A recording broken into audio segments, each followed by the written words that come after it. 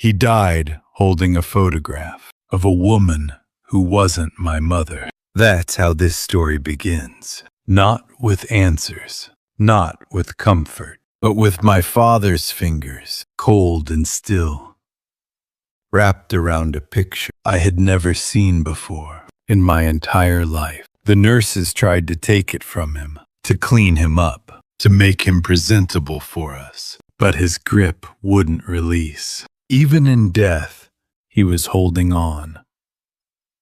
My name is Robert Chen. I'm 62 years old, and 3 months ago, I discovered that everything I knew about my father and about myself was a lie.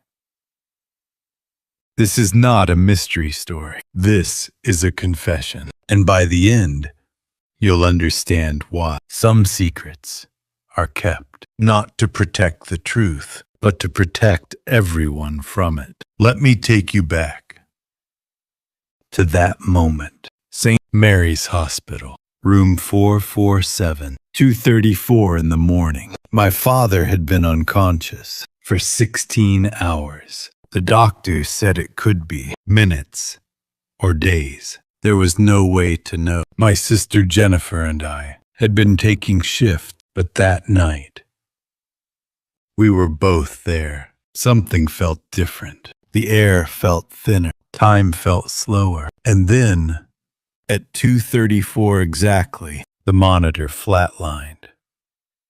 No dramatic gasping. No final words. Just silence. Jennifer broke down immediately. I stood there, frozen, staring at his face. That's when I noticed his right hand. It was clenched tight, like he was holding something precious. The nurse, a kind woman named Patricia, gently tried to open his fingers. Sometimes they hold on to the rail, she said softly. It's natural. But it wasn't the rail. It was a photograph, a Polaroid, faded, creased.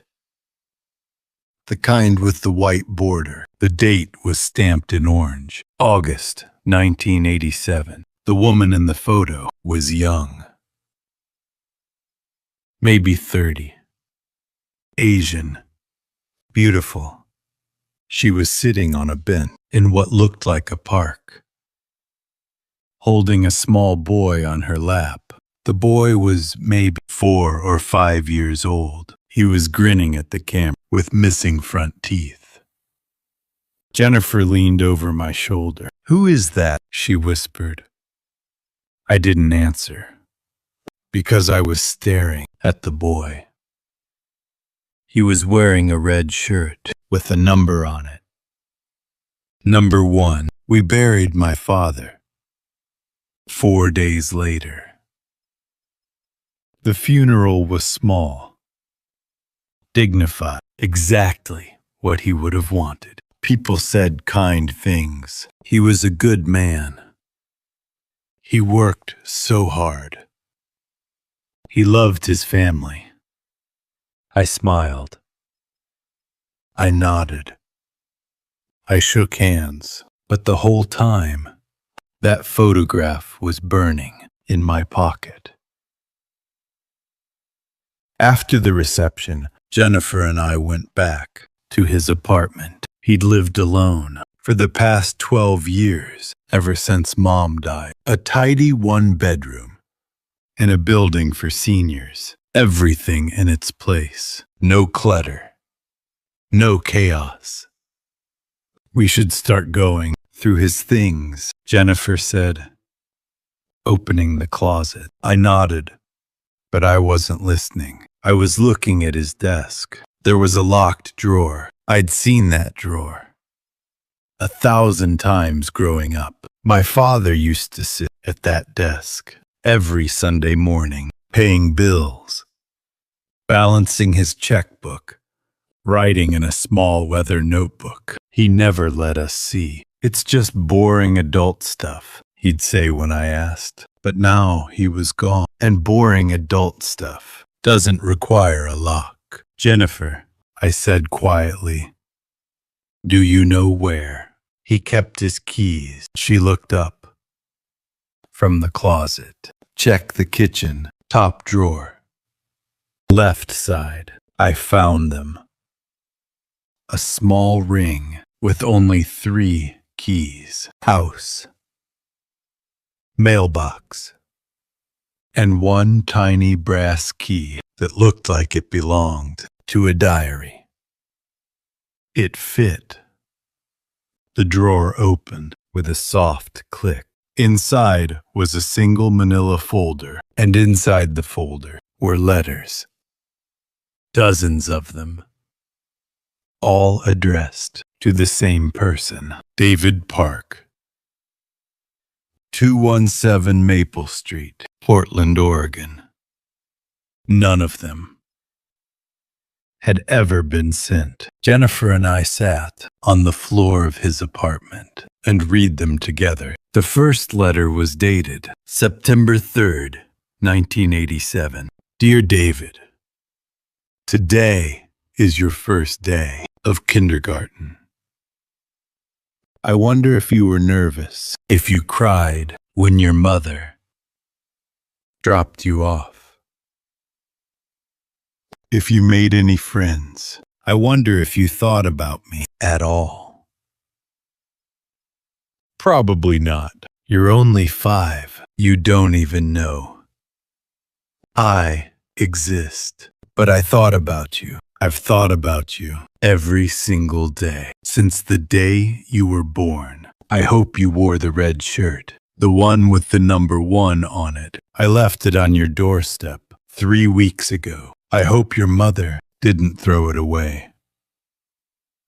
I hope she let you keep it. Happy first day of school, son. Jennifer's hands were shaking. Son, she whispered. I kept reading. Every letter was the same, dated, detailed, never sent. December 25th, 1988. I saw you at the mall today. You were sitting on Santa's lap. You asked for a bicycle. I bought you one. I left it on your porch on Christmas Eve. Did you get it? Did you think Santa was real? June 14th, 1991. You graduated elementary school today. I was there. In the back, you probably didn't see me. You got an award for perfect attendance. I was so proud. I almost stood up and cheered, but I didn't. I never do. October 8th, 1995. You started high school. I saw you walking with a girl. You were holding her hand. You looked happy. I hope she's kind to you. I hope you're kind to her. On and on. Year after year. Birthday after birthday. A father watching his son grow up from a distance. Never approaching. Never speaking. Just watching. I don't understand, Jennifer said. Tears streaming down her face. Who is David Park? Why didn't Dad ever tell us? I was already on my phone, typing the name into a search engine. And then I found him. David Park. Age 42, high school teacher, Portland, Oregon. There was a faculty photo on the school website, and the moment I saw his face, my heart stopped. Because he looked exactly like my father. The same eyes, the same nose, the same slight smile that never quite reached. The corners of his mouth. Oh my God, Jennifer breathed. He's Dad's son. He's our brother, I said. And then another thought hit me. Jennifer, Dad was already married to Mom in 1987. She looked at me, confused. So David was born in 1982. I was born in 1983. You were born in 1985. Her face went pale. He had another family, she whispered. While he was with us, I know what you're thinking. Leave it alone. Let the dead rest. What good could possibly come from opening this wound? And you're probably right, but I couldn't. Because that photograph, the one he died holding, wasn't just of some woman. It was of his son, the son he never acknowledged, the son he watched from the shadows for 40 years. And I needed to know why. So I called the school, Portland North High. How can I help you? Hi, I'm trying to reach David Park. He's a teacher there. May I ask what this is regarding? I hesitated. It's a family matter. There was a pause. Please hold. 2 minutes later, a man's voice came on the line. This is David Park. His voice was calm, professional, kind.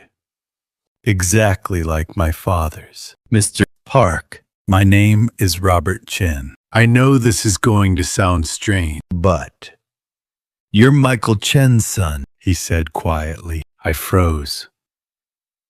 How did you know? Because, he said, I've been waiting for this call my entire life. We met 1 week later, a coffee shop in Portland, neutral ground. Jennifer didn't come.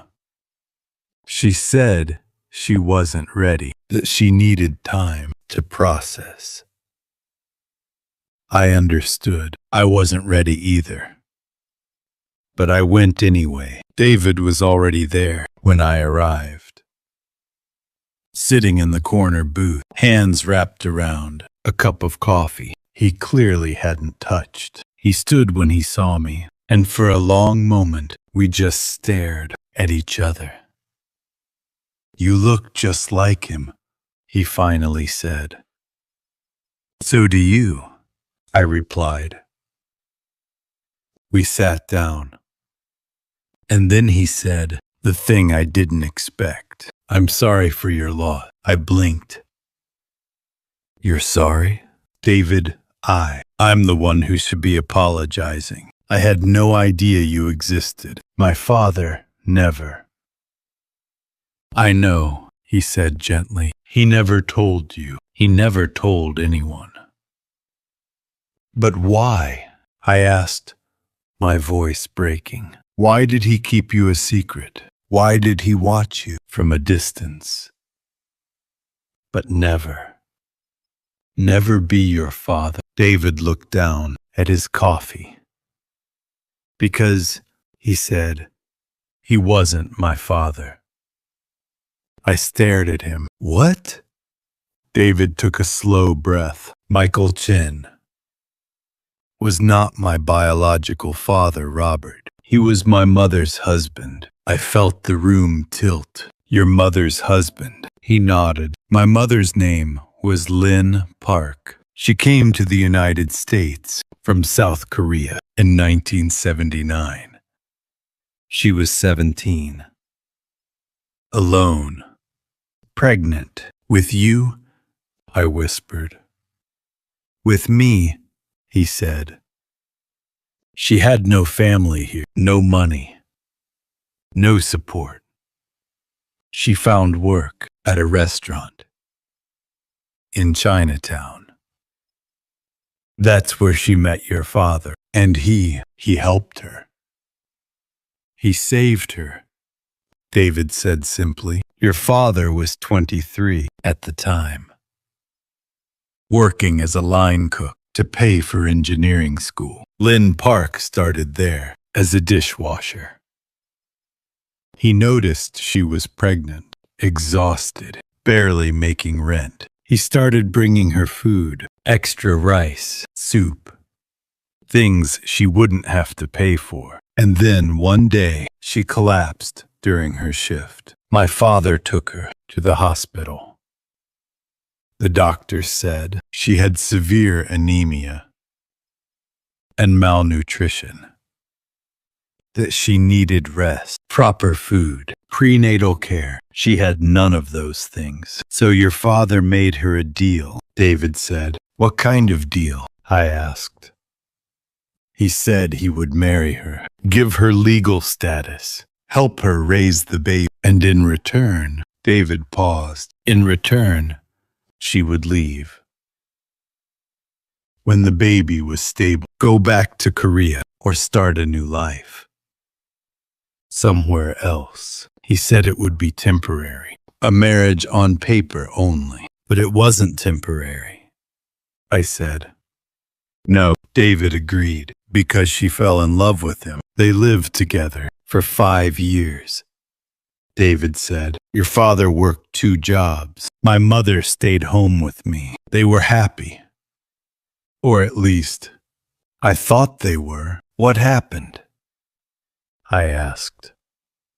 Your grandmother happened, David said. My stomach dropped. My grandmother? He nodded. Your father's mother found out he had married a Korean woman with a child that wasn't his. She was not accepting. She gave him an ultimatum. Leave Lynn and the boy. Marry a proper Chinese woman, and she would pay for him to finish his engineering degree. He would have a real future, a real family. Or, I whispered, or she would disown him, cut him off, and he would stay poor forever. I closed my eyes, and he chose her. No, David said firmly, he chose you. Your mother was already pregnant with you when your grandmother made that ultimatum.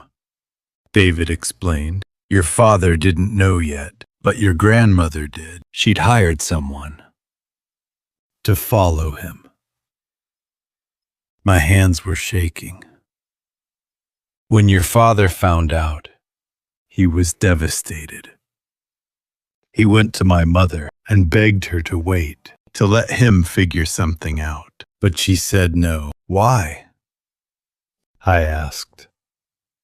Because she loved him, David said simply, and she knew that if he stayed with her, he would lose everything. His family, his education, his future. And eventually, he would resent her for it. Resent me. So she left. I whispered. She left, David confirmed. She took me and moved to Portland, changed her name back to Park, started over. And my father? I asked. He married your mother 6 months later, had you. Then Jennifer built the life his family wanted him to build. But he never forgot you, I said. David smiled sadly. No, he never forgot. He sent money, David said, every month, in cash, in an envelope, with no return address. My mother knew it was from him. She never cashed the checks. She saved every single one. Why? I asked. Because she didn't want his money. She wanted him. David showed me a photo on his phone. His mother, older now, smiling, standing in front of a small house. She never remarried, he said. She said she'd already had her great love. And you only get one of those in a lifetime. Tears ran down my face. I'm so sorry, I whispered. Don't be, David said. She had a good life. I had a good life. And your father, he did the best he could with an impossible situation. But he watched you, I said. All those letters, all those years, he was there, but he wasn't there. He was there. In the ways that matter, David said. When I graduated high school, there was an anonymous scholarship from my college tuition. When I bought my first house, there was a mysterious down payment from a family trust I'd never heard of. When my mother got sick, her medical bills were suddenly paid in full. He looked at me, eyes clear and steady. Your father spent 40 years being my father from a distance. And honestly, that took more love than just showing up ever could have. Why was he holding that photo when he died? I asked. The one of you and your mother. David's eyes filled with tears. Because I gave it to him. I looked up sharply. You knew him. I met him once, David said, 3 weeks before he died. Your father called me out of the blue. He said he didn't have much time left, that he needed to tell me something before it was too late. They met at a park. The same park from the photograph. He told me everything, David said, about the choice he'd made, about watching me grow up, about the life he'd wanted to give versus the life he actually could. And then he asked me for forgiveness. What did you say? I whispered. David smiled. I told him there was nothing to forgive, that he'd given me the greatest gift a father could give. What gift? I asked. He let me be number one in my mother's life. He stepped aside so she could raise me without shame, without struggle, without being torn between two worlds. He sacrificed his own happiness so we could have ours. David wiped his eyes, and then I gave him that photograph. I told him to keep it so he'd know we were okay. That, his choice, wasn't for nothing. And that's what he was holding when he died. Yes, David said. We sat in silence for a long time. Finally, David spoke. Can I ask you something, Rob? Anything, I said. Did your father love you? I thought about my childhood, the baseball games he never missed, the homework he helped me with, the quiet, steady presence he'd always been. Yes, I said. He loved me very much. David nodded. Then he succeeded. What do you mean? I asked. He gave both of us what we needed. He gave me a life free from scandal and shame, and he gave you a father who was present, who showed up, who never left. But he left you, I said. No, David said firmly. He left the spotlight, but he never left me. He was always there, in the shadows, watching, protecting, providing. That's not the same, I said. Isn't it? David asked. Some fathers show up and do nothing. Your father wasn't there in person, but he was there. In every way that mattered. And honestly, I think that's harder. I think it costs more. Before I left, David handed me an envelope. What's this? I asked. Open it when you get home, he said. It's from your father. He asked me to give it to you if we ever met. My hands trembled as I took it. David, would you want to meet Jennifer? Stay in touch? You're our brother, even if we don't share blood, he finished gently. Yes, I said. He smiled. I'd like that. I opened the envelope on the plane ride home. Inside was a single piece of paper, my father's handwriting.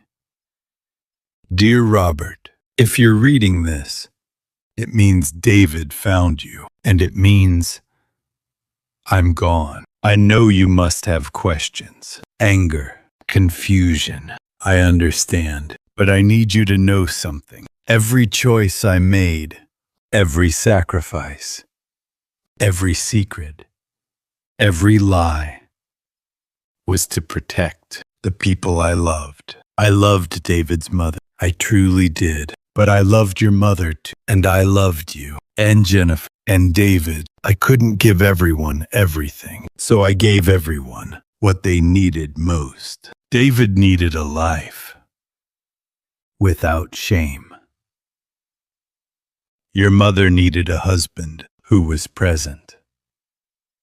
You and Jennifer needed a father who showed up. And I needed to know I'd done right by all of you. Was I perfect? No. Did I make mistakes? Yes, but I tried. Every single day, I tried. And in the end, the only number that mattered to me wasn't first place in success or fame or fortune.